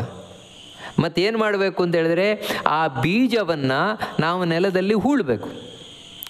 ನೆಲದಲ್ಲಿ ಅದನ್ನು ನಾವು ಬಿತ್ತಿದಾಗ ಆ ಮಾವಿನ ಬೀಜವನ್ನು, ಅದರಿಂದ ಒಂದು ಮೊಳಕೆ ಬರ್ತದೆ. ಈ ಮೊಳಕೆ ಹೇಗೆ ಬಂತು? ವಾಸ್ತವಿಕವಾಗಿ ಈ ಮೊಳಕೆ ಬರಬೇಕು ಅಂತ ನಾವು ಮಣ್ಣಿನಲ್ಲಿ ಅದನ್ನು ನೆಟ್ಟಿದ್ದು. ಮಣ್ಣು, ನೀರು, ಗೊಬ್ಬರ ಮುಂತಾದವುಗಳನ್ನು ಹಾಕಿದಾಗ ಮೊಳಕೆ ಬಂತು. ಹಾಗಿದ್ರೆ ಈ ಮಣ್ಣು ಬೀಜದಲ್ಲಿ ಇಲ್ಲದೇ ಇದ್ದದ್ದನ್ನು ಮೊಳಕೆ ಬರಿಸ್ತಾ? ನೀರು ಬೀಜದಲ್ಲಿ ಇಲ್ಲದೇ ಇದ್ದದನ್ನು ಮೊಳಕೆ ಬರಿಸ್ತಾ? ಇಲ್ಲ. ಮತ್ತು ಬೀಜದಲ್ಲಿದ್ದ ಆ ಮಾವಿನ ಮರದ ಅಂಶ ಏನಿತ್ತು ಅದನ್ನೇ ಮೊಳಕೆ ಬರಿಸಿದ್ದು. ಆದರೆ ಆ ಬೀಜಕ್ಕೆ ಸ್ವತಂತ್ರವಾಗಿ ಮೊಳಕೆ ಬರುವ ಸಾಮರ್ಥ್ಯ ಇಲ್ಲ. ಅದಕ್ಕೆ ತಾನಾಗಿ ನೀವು ಎಷ್ಟು ವರ್ಷ ಇಟ್ಟರೂ ಮೊಳಕೆ ಬರೋಲ್ಲ ಅದು. ಅದಕ್ಕೆ ಯಾವಾಗ ಮಣ್ಣು ಸಪೋರ್ಟ್ ಮಾಡ್ತು, ನೀರು ಸಪೋರ್ಟ್ ಮಾಡ್ತು, ಆಗ ಆ ಮೊಳಕೆ ಹೊರಗೆ ಬಂತು. ಮೊಳಕೆ ಬೀಜದ್ದೇ, ಆದರೆ ಅದು ಬರಲಿಕ್ಕೆ ಶಕ್ತಿ ಕೊಟ್ಟದ್ದು ಯಾವುದು ಅಂದರೆ ಮಣ್ಣು ನೀರು. ಹಾಗೆಯೇ ಇವಾಗ ಒಳಗೆ ಜ್ಞಾನ ನಂದೆ, ಆದರೆ ಅದು ಬೀಜ ಇದ್ದ ಹಾಗೆ. ಅದಕ್ಕೆ ದೇವರು ನೀರು ಗೊಬ್ಬರ ಇದ್ದ ಹಾಗೆ. ಅವನೇನು ಅಂದರೆ ಶಕ್ತಿ ತುಂಬುತ್ತಾನೆ. ಶಕ್ತಿ ತುಂಬಿದಾಗ ಆ ಜ್ಞಾನ ಹೊರಗೆ ಬಂತು. ಅವಾಗ ನನಗೆ ಅರ್ಥ ಆಯಿತು. ಅದೇ ರೀತಿ ಇಚ್ಛೆ, ಜೀವನದ್ದೇ ಇಚ್ಛೆ ಇದೆ ಒಳಗೆ, ಸ್ವಂತ ಇಚ್ಛೆ ಇದೆ ಜೀವನದ್ದು. ಆದರೆ ಆ ಇಚ್ಛೆಗೆ ಶಕ್ತಿ ಇಲ್ಲ, ಅದು ಬೀಜದಲ್ಲಿರುವ ಹಾಗೆ. ದೇವರು ಅದಕ್ಕೆ ನೀರು ಗೊಬ್ಬರ ಇದ್ದ ಹಾಗೆ. ಅವಾಗ ಇಚ್ಛೆ ಮೇಲೆ ಬರ್ತದೆ. ನಾವೇನು ಹೇಳ್ತೇವೆ ಹೇಳಬೇಕಾದ್ರೆ, ನೋಡಿದ್ರಾ ಮಣ್ಣಲ್ಲಿ ನೆಟ್ಟಿದ್ರಿಂದಾಗಿ ಮೊಳಕೆ ಬಂತು ಅಂತ. ವಾಸ್ತವಿಕವಾಗಿ ಮಣ್ಣು ಇಲ್ಲದೇ ಇದ್ದ ಮೊಳಕೆ ಬರೆಸಿದ್ದಲ್ವಲ್ಲ, ಇದ್ದದ್ದನ್ನೇ ಬಳಸಿದ್ದಲ್ವಾ? ಹಾಗೆಯೇ ನೋಡಿ, ಜೀವನೊಳಗೆ ಇಚ್ಛೆ ಇದೆ, ಜೀವನಲ್ಲಿ ಜ್ಞಾನ ಇದೆ, ಜೀವನಲ್ಲಿ ಪ್ರಯತ್ನ ಇದೆ. ಅದಕ್ಕಾಗಿ, ಯಾಕಂದರೆ ಜ್ಞಾನ ಇದೆ ಜೀವನದಲ್ಲಿ. ಯಾಕೆ ಹೇಳೋದು ಅಂತ ಹೇಳಿದರೆ, ಜಡದಲ್ಲಿ ಇಲ್ವಲ್ಲ, ಕಲ್ಲಲ್ಲಿ ಜ್ಞಾನ ಇಲ್ಲ. ಅದಕ್ಕೆ ಏನು ಹೇಳಿದ್ರು ಅರ್ಥವೇ ಆಗಲ್ಲ. ಅದಕ್ಕೆ ನಾವು ಹೇಳಿದ ಅರ್ಥವಾಗಲ್ಲ. ಅರ್ಥವಾಗದೇ ಇರುವುದ್ರೆ ಇಚ್ಛೆಯೂ ಬರೋಲ್ಲ. ನೋಡು, ಒಂದು ಕಲ್ಲು ತೊಗೊಂಡು ಹೊಡೆದು ಬಿಡ್ತೇನೆ, ನಾನು ಕೋಲ್ ತೊಗೊಂಡು ಹೊಡೆದು ಬಿಡ್ತೇನೆ ಅಂತ ಕೋಲ್ ತೊಗೊಂಬನ್ನಿ ನೀವು, ಅದ್ರ ಮುಂದೆ ಅದಕ್ಕೆ 4 ಹೊಡೀರಿ. 4 ಹೊಡೆದ್ರೂ ಕೂಡ ನಾನು ಮುಂದೆ ಹೋಗಬೇಕು ಅಂತ ಇಚ್ಛೆ ಬರಲ್ಲ ಅದಕ್ಕೆ, ಕಲ್ಲಿಗೆ. ಯಾಕೆ? ಇಚ್ಛೆ ಇಲ್ಲ ಅದರೊಳಗೆ. ಆದರೆ ಇವನಿಗಿದೆ, ನಮಗಿದೆ. ಆ ಇಚ್ಛೆ ಇರುವುದರಿಂದಾಗಿ ಆ ಇಚ್ಛೆಗೆ ಶಕ್ತಿ ತುಂಬುವವನು ದೇವರು. ಅದರಿಂದಾಗಿಯೇ ದೇವರು ಸ್ವತಂತ್ರವಾಗಿ ನನ್ನಿಂದ ಮಾಡಿಸ್ತಾನೆ. ನಾನು ಅಸ್ವತಂತ್ರ ಅನ್ನೋದು ಈ ಅರ್ಥದಲ್ಲಿ. ನನಗೆ ಯಾವುದಕ್ಕೂ ಶಕ್ತಿ ಇರಲಿಕ್ಕಿದೆ ಒಳಗೆ, ಆದರೆ ಯಾವುದಕ್ಕೂ ಶಕ್ತಿ ಇಲ್ಲ. ಬೀಜದಲ್ಲಿ ಇರಲಿಕ್ಕೆ ಇಡೀ ಮಾವಿನ ಮರವೇ ಇದೆ, ಆದರೆ ಯಾವುದೂ ಹೊರಗೆ ಬರಲಿಕ್ಕೆ ಶಕ್ತಿ ಇಲ್ಲ. ಆ ಮಣ್ಣು, ನೀರು, ಗೊಬ್ಬರ ಎಷ್ಟು ಶಕ್ತಿ ಕೊಡ್ತದೆ ಅಂತ ಹೇಳಿದ್ರೆ, ಆ ಒಂದು ಸಣ್ಣ ಬೀಜದಲ್ಲಿರುವಂತಹ ಇಡೀ ಅಷ್ಟು ಬೃಹದಾಕಾರದ ಮರ ಬರುವಂತೆ ಮಾಡ್ತದೆ, ಅದರಲ್ಲಿ ಹೂವು ಬಿಡುವಂತೆ ಮಾಡ್ತದೆ, ಹಣ್ಣು ಬಿಡುವಂತೆ ಮಾಡ್ತದೆ. ಎಲ್ಲ ಮಾಡುವುದು ಯಾವುದು ಅಂತ ಹೇಳಿದ್ರೆ ಆ ಮಣ್ಣು, ನೀರು, ಗೊಬ್ಬರ ಮುಂತಾದವುಗಳು ಒಂದು ಬೀಜದಲ್ಲಿ ಅಷ್ಟು ಹೆಮ್ಮರವಾಗಿ ಬೆಳೆಯುವಂತೆ ಮಾಡುವುದು. ಹಾಗೇ ದೇವರ ಇಚ್ಛೆ. ನೋಡಿ, ದೇವರು ನಮ್ಮೊಳಗೆ ಕೂತು ಈ ರೀತಿ ಮಾಡಿಸ್ತಾ ಇದ್ದಾನೆ. ಪ್ರತಿಯೊಂದನ್ನು ಕೂಡ ಪ್ರಯತ್ನ, ಆ ಪ್ರಯತ್ನ ಬರುವಂತೆ ಮಾಡ್ತಾ ಇದ್ದಾನೆ. ಅದರಿಂದಾಗಿ ನಿಜವಾಗಿಯೂ ಕೂಡ ಒಂದು ಕೆಲಸ ಮಾಡ್ತೇವೆ ಅಂತ ಹೇಳಿದ್ರೆ ಅದರಲ್ಲಿ ನಿಜವಾದ ಕರ್ತೃ ಯಾರು ಅಂತ ಹೇಳಿದ್ರೆ ದೇವರೇ ತಾನೆ. ಹಾಗಿದ್ರೆ ನಮಗೆ ಇವಾಗ ಅರ್ಥ ಆಗ್ತದಲ್ವ, ನಿಜವಾದ ಕರ್ತೃ ದೇವರೇ. ಇವಾಗ ಒಂದು ಮಾವಿನ ಮರ ಬಂತು ಅಂತ ಹೇಳಿದ್ರೆ ಅದಕ್ಕೆ ಮುಖ್ಯವಾಗಿ ಕಾರಣಕರ್ತೃವಾಗಿರೋದು ಯಾವುದು? ಬೀಜವ, ಮಣ್ಣ, ನೀರ, ಗೊಬ್ಬರವ? ಯಾರು ಮುಖ್ಯವಾದ ಕಾರಣ? ಇಲ್ಲ, ಬೀಜವೇ ಕಾರಣ. ಹಾಗಿದ್ರೆ ಬೀಜವನ್ನು ನಿಮ್ಮ ರೂಮಲ್ಲಿ ಇಟ್ಕೊಂಡು ಕೂತ್ಕೊಳ್ಳಿ, 1 ವರ್ಷ ಅಲ್ಲ 10 ವರ್ಷ ಇಟ್ಕೊಂಡು ಕೂತ್ಕೊಳ್ಳಿ, ಮರ ಬರಲಿ ನೋಡೋಣ. ಬರಲ್ಲ. ಮಣ್ಣಲ್ಲಿ ನೆಡಲೇಬೇಕು, ನೀರು ಗೊಬ್ಬರ ಹಾಕಲೇಬೇಕು. ಹಾಗಿದ್ರೆ ನೀರು, ಗೊಬ್ಬರ, ಮಣ್ಣು ಇದೇ ಮುಖ್ಯವಾದ ಕಾರಣ ಅಲ್ವಾ? ಹಾಗಂತ ಬೀಜ ಕಾರಣವೆಲ್ಲ ಅಂತ ಹೇಳಲಿಕ್ಕಿಲ್ವಲ್ಲ. ಯಾಕಂತ ಹೇಳಿದ್ರೆ ಮಣ್ಣು, ನೀರು, ಗೊಬ್ಬರ ಹಾಕಿದ್ರು ಬೀಜವೇ ನೆಡದೇ ಇದ್ರೆ ಮರವೇ ಬರೋಲ್ವಲ್ಲ. ಬೀಜ ಬೇಕಲ್ವಾ? ಬೀಜ ಅಮುಖ್ಯ ಕಾರಣ, ಬೀಜ ಅಸ್ವತಂತ್ರವಾದ ಕಾರಣ. ಸ್ವತಂತ್ರವಾಗಿ ಮಣ್ಣು, ನೀರು, ಬೆಂಕಿ ಅಲ್ಲ, ಮಣ್ಣು, ನೀರು, ಗೊಬ್ಬರ, ಅಸ್ವತಂತ್ರವಾಗಿ ಬೀಜ. ಹೀಗೆ ಎರಡೂ ಸೇರಿದಾಗ ಒಂದು ಮರ ಬರ್ತದೆ. ನೋಡಿ, ಹೀಗೆ ಅಸ್ವತಂತ್ರನಾಗಿ ಒಳಗೆ ಇರುವಂತಹ ನಾನು ಅಂದರೆ ಏನು ಇರುವಾಗ ನಮಗೆ ಅರ್ಥ ಆಗಿರಬೇಕು. ನಮ್ಮೊಳಗೆ ಒಂದು ಜ್ಞಾನ ಇದೆ, ಇಚ್ಛೆ ಇದೆ, ಪ್ರಯತ್ನವೂ ಇದೆ. ನೋಡಿ, ಆ ಪ್ರಯತ್ನ, ಇವಾಗ ಒಬ್ಬ ವ್ಯಕ್ತಿ ಏನು ಪ್ರಯತ್ನ ಮಾಡ್ತಾನೆ ಅದು ಇವನೊಳಗಿದೆ, ಆದರೆ ಅದಕ್ಕೆ ಮತ್ತೆ ಶಕ್ತಿ ತುಂಬುವವನು ದೇವರು. ಶಕ್ತಿ ದೇವರು ತುಂಬುವುದರಿಂದಾಗಿ ಇವನು ಕರ್ಮ ಮಾಡ್ತಾನೆ. ಅದಕ್ಕಾಗಿಯೇ ಒಬ್ಬೊಬ್ಬರು ಪ್ರಯತ್ನ ಒಂದೊಂದು ರೀತಿ ಇರುತ್ತದೆ. ಒಬ್ಬರು ಹೆಚ್ಚು ಪ್ರಯತ್ನ ಮಾಡ್ತಾರೆ, ಕೆಲವರು ಕಮ್ಮಿ ಪ್ರಯತ್ನ ಮಾಡ್ತಾರೆ. ಅರ್ಥ ಆಗೋದ್ರಲ್ಲೂ ಅಷ್ಟೇ, ಕೆಲವ್ರಿಗೆ ಬೇಗ ಅರ್ಥ ಆಗುತ್ತೆ, ಕೆಲವರು ಲೇಟಾಗಿ ಅರ್ಥ ಆಗುತ್ತೆ. ಇಚ್ಛೆಯೂ ಕೂಡ ಅಷ್ಟೇ, ಇಚ್ಛೆಯಲ್ಲೂ ವ್ಯತ್ಯಾಸ ಇದೆ. ಕೆಲವರು ಪ್ರಬಲವಾದ ಇಚ್ಛೆ ಪಡ್ತಾರೆ, ಕೆಲವರು ಅಷ್ಟು ಇಚ್ಛೆ ಪಡೋಲ್ಲ. ಕಾರಣ ಏನಂದರೆ ಆ ಜೀವನಲ್ಲಿ ವ್ಯತ್ಯಾಸ. ಒಬ್ಬೊಬ್ಬ ಜೀವನ ಒಳಗೆ ಇರುವ ಜ್ಞಾನದಲ್ಲಿ ವ್ಯತ್ಯಾಸ ಇದೆ, ಇಚ್ಛೆಯಲ್ಲಿ ವ್ಯತ್ಯಾಸ ಇದೆ, ಪ್ರಯತ್ನದಲ್ಲಿ ವ್ಯತ್ಯಾಸ ಇದೆ. ಅವನವನ ಯೋಗ್ಯತೆಗೆ ಅನುಗುಣವಾಗಿ ದೇವರು ಪ್ರತಿಯೊಬ್ಬರ ಒಳಗೂ ಕೂತು ಮಣ್ಣು, ನೀರು, ಗೊಬ್ಬರ ಇದ್ದಾಗೆ ಪ್ರತಿಯೊಂದನ್ನು ಮೇಲ್ ಮಾಡ್ತಾ ಇದ್ದಾನೆ, ಶಕ್ತಿ ತುಂಬುತ್ತಾ ಇದ್ದಾನೆ. ನೋಡಿ, ಅದಕ್ಕಾಗಿಯೇ ದೇವರು ಮಾಡಿಸುವವನು, ಇವನು ಮಾಡುವವನು. ಅದರಿಂದಾಗಿ ಪರಿಜ್ಞಾತ, ನಿಜವಾಗಿಯೂ ಕೂಡ ತಿಳಿದವನು ದೇವರು. ಅವನು ತಿಳಿದು ಇವನಿಗೆ ತಿಳಿಸಿಕೊಡ್ತಾ ಇದ್ದಾನೆ ದೇವರಿಗೆ. ಅದರಿಂದಾಗಿ ಒಂದು ಕರ್ಮದಲ್ಲಿ ಇವನಿಗೆ ಪ್ರೇರಣೆ, ಚೋದನೆ ಬರ್ತದೆ. ಅಂದರೆ ಒಂದು ಕರ್ಮ ಮಾಡಬೇಕು ನಾನು ಅಂತ ಇವನು ಹೊರಡುವುದರಲ್ಲಿ ಇಷ್ಟು ಕಾರಣ ಇದೆ. ಅದರಿಂದಾಗಿ ನಾನು ಏನೂ ಮಾಡ್ತಾ ಇಲ್ಲ ಅಂತ ಹೇಳಬೇಡಿ. ಅದರಿಂದಾಗಿಯೇ ನನಗೆ ಪುಣ್ಯ ಪಾಪ ಬರುವುದು. ಮತ್ತು ಇನ್ನೊಂದೇನು ಅಂತ ಹೇಳಿದರೆ, ಇವಾಗ ನನಗೆ ಮಾಡಬೇಕು ಅಂತ ಇಚ್ಛೆ ಬರುತ್ತಲ್ವ, ಯಾವುದೇ ಒಂದು ಕರ್ಮ ಮಾಡಬೇಕು ಅಂತ ಇಚ್ಛೆ ಬಂದಾಗ, ಓ ಇದರಿಂದ ಈ ಫಲ ಸಿಗತ್ತೆ. ಇದು ಯಾರಿಗೆ ಆಸೆ ಇರುವುದು? ಜಡವಾದ ದೇಹಕ್ಕಿಲ್ಲ ಆಸೆ. ಇವಾಗ ಒಂದು ಕೆಲಸ ಮಾಡಬೇಕಾದ್ರೆ ಜಡವಾದ ದೇಹಕ್ಕೇನು ಆಸೆ ಇಲ್ಲ, ಒಳಗಿರುವ ದೇವರಿಗೆ ಆಸೆ ಇಲ್ಲ. ಇನ್ಯಾರಿಗೆ ಹೇಳಬೇಕು? ನನಗೆ ತಾನೇ. ನಾನು ಅಂತ ಹೇಳ್ತಾ ಇದ್ದವಲ್ಲ, ನನಗೆ ತಾನೇ ಆಸೆ. ಆ ಆಸೆಯಿಂದಲೇ ಮಾಡುತ್ತಾನೆ. ಅಲ್ಲ, ಏನಿಲ್ಲ ಅಂದರೂ ದೇವ್ರಿಗೆ ಖುಷಿ ಆಗಬೇಕು ಅಂತನಾದ್ರೂ ಒಂದು ಆಸೆ ಇದೆಯೋ ಇಲ್ವೋ? ಆ ಆಸೆ ಒಟ್ಟಿಗೆ ಏನು ಅಂತ ಹೇಳಿದ್ರೆ, ಆಸೆ ಒಳಗೆ ಇರುವುದು ಜೀವನಿಗೆ, ನನಗೆ ಇರುವುದು, ಅದಕ್ಕೆ ನನಗೆ ಫಲ ಬರುವುದು. ನೋಡಿ, ಅದರಿಂದಾಗಿಯೇ ನಾನು ಏನೂ ಮಾಡ್ತಾ ಇಲ್ಲ ಅಂತ ಹೇಳೋದು ತಪ್ಪು. ಇನ್ನೂ ಒಂದು ಗಮನಿಸಬೇಕಾದದ್ದು ಏನು ಅಂತ ಹೇಳಿದರೆ, ಇವನಿಗೆ ಜೀವನಿಗೆ ಕೆಲವು ನಮಗೆಲ್ಲ ಇದೆಯಲ್ವ ಭ್ರಮೆ, ಎಲ್ಲ ನಾನೇ ಮಾಡೋದು ಅಂತ ಒಳಗೆ ಕೂತ್ಬಿಟ್ಟಿದೆಯಲ್ವ. ಅದಕ್ಕಾಗಿ ದೇವರು ಏನು ಮಾಡ್ತಾನೆ ಅಂತ ಹೇಳಿದರೆ, ನೀನೇ ಮಾಡೋದು ನಿನಗೆ ಅಹಂಕಾರ ಇದೆಯಲ್ವ, ತಡಿ ಮಾಡ್ತೇನೆ ನಿನಗೆ ಅಂತ. ಅದಕ್ಕೋಸ್ಕರವೇ ನಮಗೆ ಈ ವಿಧಿ ನಿಷೇಧಗಳೆಂಬಂತಹ ದಂಡನೆಯನ್ನು ಕೊಟ್ಟಿರುವುದಂತ. ಅಂದರೆ ನೀನು ಇದನ್ನು ಮಾಡಬೇಡ ಅಂದರೆ ಈ ಚೌಕಟ್ಟು, ಈ ರಿಸ್ಟ್ರಿಕ್ಷನ್ಸ್, ಇದು ಯಾಕೆ ದೇವರು ಹಾಕಿದ್ದಾನೆ ಅಂತ ಹೇಳಿದರೆ, ನಿನಗೆ ಭ್ರಮೆ ಇದೆ, ನಾನೇ ಎಲ್ಲ ಮಾಡೋದು, ಇನ್ನು ಭ್ರಮೆಯಿಂದ ಕೂಡಿದಂತಹ ಕರ್ತೃತ್ವ ಇದೆ. ನಾನು ನಿಜವಾಗಿಯೂ ಕೂಡ ಸ್ವತಂತ್ರವಾಗಿ ಏನನ್ನೂ ಮಾಡ್ತಾ ಇಲ್ಲ, ದೇವರು ಮಾಡಿಸಿದ್ರೆ ಅಷ್ಟೇ ಮಾಡ್ತೇನಷ್ಟೇ. ಹೇಗೆ ಅಂತ ಇಲ್ಲಿವರೆಗೆ ನಮಗೆ ಅರ್ಥ ಆಗಿದೆಯಲ್ವ. ಹಾಗಿದ್ದರೂ ಕೂಡ ಅದನ್ನು ಮರೆತು ನಾನೇ ಮಾಡ್ತಾ ಇರೋದು. ಅದಕ್ಕಾಗಿಯೇ ಅವನಿಗೆ ದಂಡನೆಯನ್ನು ವಿಧಿಸ್ತಾ ಇರೋದು. ಏನು ಅಂದರೆ, ಹೀಗೆ ಮಾಡಬೇಡ ಅಂತ. ನಾವು ಯಾವಾಗ ಇದನ್ನು ಬಿಡ್ತೇವೆ, ಇಲ್ಲಪ್ಪ ದೇವರು ಮಾಡಿಸಿದ್ದನ್ನಷ್ಟೇ ನಾನು ಮಾಡ್ತೇನಷ್ಟೇ, ಅವನು ಸ್ವತಂತ್ರವಾಗಿರುವವನು, ನಾನು ಅಸ್ವತಂತ್ರವಾಗಿರುವವನು, ಈ ರೀತಿ ನಮಗೆ ಯಾವಾಗ ಪೂರ್ಣವಾಗಿ ಅರ್ಥ ಆಗತ್ತೆ, ಆಮೇಲೆ ನಮಗೆ ಯಾವುದೇ ರೆಸ್ಟ್ರಿಕ್ಷನ್ ಇಲ್ಲ. ವಿಧಿ ನಿಷೇಧ ನೋಡಿ, ಇದನ್ನು ಮಾಡದೇ ಇದ್ದರೆ ಪಾಪ ಬರುತ್ತೆ ನೋಡು, ಇದನ್ನು ಮಾಡಬೇಡ, ಮಾಡಿದರೆ ಪಾಪ ಈ ರೀತಿ ರಿಸ್ಟ್ರಿಕ್ಷನ್ಸ್ ಇಲ್ಲ. ಅದು ಯಾವಾಗ ಅಂದರೆ ದೇವರ ಲೋಕದಲ್ಲಿ, ಮೋಕ್ಷದಲ್ಲಿ. ಯಾರು ವೈಕುಂಠ ಲೋಕದಲ್ಲಿರ್ತಾರೆ ನೋಡಿ, ಅವರಿಗೆ ಯಾವುದೇ ಇಂಥ ರಿಸ್ಟ್ರಿಕ್ಷನ್ಸ್ಗಳಿಲ್ಲ. ಫ್ರೀ ಅವರಿಗೆ, ಫ್ರೀ ಬಿಟ್ಬಿಡ್ತಾನೆ ದೇವರು. ಕಾರಣ ಏನಂತ ಹೇಳಿದ್ರೆ, ನೀವು ಸರಿಯಾಗಿ ತಿಳ್ಕೊಂಡಿದ್ದೀರಿ, ಈ ರೀತಿ ತಪ್ಪು ತಿಳ್ಕೊಂಡಿಲ್ಲ ಅಂತ. ನಾವು ತಪ್ಪು ತಿಳ್ಕೊಂಡಿರುವುದರಿಂದಲೇ ನಮಗೆ ಈ ರಿಸ್ಟ್ರಿಕ್ಷನ್ಸಿನಿಂದಾಗಿಯೇ ದೇವರು ನಮಗೆ ದಂಡ ವಿಧಿಸ್ತಾ ಇದ್ದಾನೆ ಇಲ್ಲಿ ನೋಡಿ. ಇದು ಮುಖ್ಯವಾಗಿ ತಿಳ್ಕೊಳ್ಬೇಕಾದದ್ದು. ಹೀಗೆ ವಾಸ್ತವಿಕವಾಗಿ ಒಂದು ಕರ್ಮದಲ್ಲಿ ನಾವು ತೊಡಗಲಿಕ್ಕೆ ಇಷ್ಟು ಕಾರಣವಾಗಿರ್ತದೆ. ಹೌದು, ಕರ್ಮದಲ್ಲಿ ತೊಡಗತ್ತೇವಲ್ವ, ತೊಡಗಿದ ಮೇಲೆ ಹಿಂದೆ ಹೇಳಿದ್ನಲ್ವ, ಅದನ್ನೇ ಕರಣಂ ಕರ್ಮ ಕರ್ತೇತಿ ತ್ರಿವಿಧ ಕರ್ಮ ಸಂಗ್ರಹ, ಅದನ್ನು ಅಲ್ಲಿ 5 ಹೇಳಿದ್ದಾನೆ, ಇಲ್ಲಿ 3 ಮಾಡಿ ಹೇಳ್ತಾನೆ ಅಷ್ಟೇ. ಅಂದರೆ ಅದನ್ನೇ ಬ್ರೀಫ್, ಸಂಕ್ಷೇಪ ಮಾಡಿ ಹೇಳ್ತಾನೆ. ನೀನು ಕರ್ಮ ಮಾಡಲಿಕ್ಕೆ ತೊಡಗಿದ್ಯಾ, ಆ ಕರ್ಮಕ್ಕೆ ಕರಣ ಅಂತ ಹೇಳಿದ್ರೆ ಸಾಧನ 3, ಅದೇ 5 ಅದರಲ್ಲೇ ಸೇರಿತು. ಒಂದು ಕರಣ ಅಂತ ಹೇಳಿದ್ರೆ ನಾನಾ ವಿಧ ಸಾಮಗ್ರಿಗಳು. ಆ ಸಾಮಗ್ರಿಗಳಲ್ಲಿ ಒಂದು ಈ ದೇಹ ಅಥವಾ ಒಂದು ಜಾಗ, ಅದು ಕೂಡ ಒಂದು ರೀತಿ ಸಾಮಗ್ರಿ ಇದ್ದಾಗಿ ತಾನೆ. ಅದಕ್ಕೆ ಮೊದಲು ಜಾಗ ಬೇಕು. ಆ ಜಾಗದಲ್ಲಿ ಕರ್ತ ಅಂತ ಹೇಳಿದ್ರೆ ಮಾಡುವವನು ಯಾರು? ಅಸ್ವತಂತ್ರವಾಗಿ ನಾನು, ಸ್ವತಂತ್ರವಾಗಿ ದೇವರು.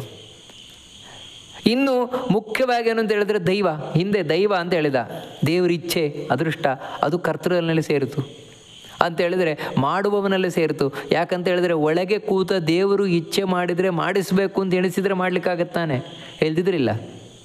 ದೇವರು ಇವನಿಂದ ಮಾಡಿಸಬೇಕು ಅಂತ ಇಚ್ಛಿಸಿದ, ಒಳಗೆ ಕೂತು ತಾನು ಮಾಡಿದ, ಇವನಿಂದ ಮಾಡಿಸಿದ. ಅದಕ್ಕೆ ಬೇಕಾದ ಇಲ್ಲಿ ಜಾಗ, ದೇಹ ಮುಂತಾದವುಗಳನ್ನು ಕೊಟ್ಟ. ಅಷ್ಟು ಮಾತ್ರ ನಾನಾ ವಿಧ ಉಪಕರಣಗಳನ್ನು ಕೊಟ್ಟ. ಇಲ್ಲಿ ಕೈ, ಕಾಲು, ಕಣ್ಣು, ಮೂಗು, ಬಾಯಿ ಮುಂತಾದವುಗಳನ್ನು ಕೊಟ್ಟು ಕಡೆಗೆ ಕರ್ಮ ಅಂತ ಹೇಳಿದ್ರೆ ಅದರಿಂದ ಕಣ್ಣಿನಿಂದ ನೋಡ್ತಾನೆ, ಕಿವಿಯಿಂದ ಕೇಳ್ತಾನೆ, ಇವೆಲ್ಲ ಕರ್ಮ, ನಾನಾ ವಿಧವಾದ ಕರ್ಮಗಳು. ಹೇಗೆ ಅಡಿಗೆಯವರು ಅಡಿಗೆಯನ್ನು ಮಾಡಿದಾಗ ನಾವು ಹಿಂದೆ ನೋಡಿದಾಗೆ ಇದು ಕರ್ಮ ಸಂಗ್ರಹ, ಇದು ಕರ್ಮದ ಸಂಗ್ರಹ ಅಂತ ಹೇಳಿದರೆ ಒಟ್ಟಾರೆ ಏನು ಅಂತ ಹೇಳಿದರೆ, ನಾವು ಒಂದು ಕರ್ಮವನ್ನು ಮಾಡುವುದರಲ್ಲಿ ಮೊದಲಿನಿಂದ ಏನು ಇನ್ಫ್ಲೂಯೆನ್ಸ್ ಆಗುತ್ತೆ, ಆ ಇನ್ಫ್ಲೂಯೆನ್ಸ್ ಆಗಿ ಕಡೆಗೆ ನಾವು ಕರ್ಮ ಮಾಡಿ ಮುಗಿಸ್ತೇವಲ್ವ, ಅಲ್ಲಿಯ ತನಕ ನನ್ನ ಪಾತ್ರ ಎಷ್ಟಿದೆ, ದೇವರ ಪಾತ್ರ ಎಷ್ಟಿದೆ, ಇದನ್ನು ನಾವಿಲ್ಲಿ ಮುಖ್ಯವಾಗಿ ತಿಳ್ಕೊಳ್ಬೇಕಾದದ್ದು. ಒಟ್ಟಿಗೆ ಅರ್ಥ ಆಗಬೇಕಾದದ್ದು ಇಷ್ಟೇ, ನಾನು ಅಸ್ವತಂತ್ರವಾಗಿ ಮಾಡುವವನು, ದೇವರು ಸ್ವತಂತ್ರವಾಗಿ ಮಾಡುವವನು, ನನ್ನಿಂದ ಮಾಡಿಸುವವನು. ಇದಿಲ್ಲಿ ಅರ್ಥ ಆಗಬೇಕಾದಂತಹ ವಿಷಯ ಅಂತ ಈ ಶ್ಲೋಕದ ಬಗ್ಗೆ ನಾವು ನೋಡ್ತಾ ಈ ವಿಷಯವನ್ನು ಮಧ್ವಾಂತರ್ಗತ ಭಗವಂತನಿಗೆ ಅರ್ಪಣೆಯನ್ನು ಮಾಡೋಣ. ಶ್ರೀಕೃಷ್ಣ ಅರ್ಪಣಮಸ್ತು.